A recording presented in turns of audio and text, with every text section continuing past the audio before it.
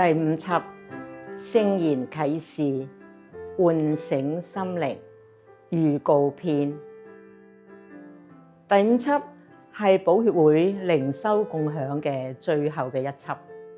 正如本輯主題所提示嘅，我哋係想同大家一齊閱讀聖經，反思同埋默想聖言對我哋嘅啟示。呢一輯包含咗5集。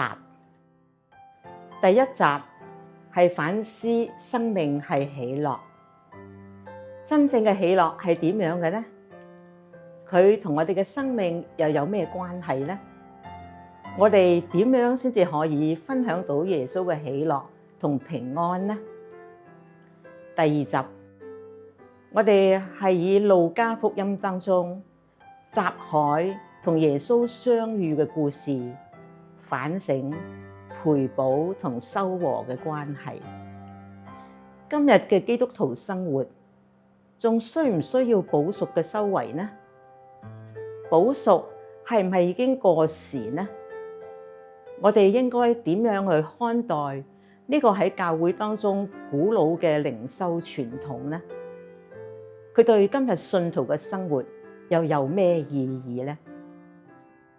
第3集，反省束縛同釋放，解開束縛，得到身心靈嘅釋放，獲得真正嘅自由，係我哋都好向往嘅境界。咁樣就讓聖言開啟同埋引導我哋吧。第4集，耶穌嘅一生，佢從母胎中就開始流浪，佢喺傳教嘅時候更加居無定所。耶穌真的沒有家嗎？若望福音俾咗我哋好多啟發同埋答案。第5集係最後一集，我哋當然唔會忘記聖母。你知道佢點樣成為新嘅伊甸園嗎？讓我哋一起探討同反省。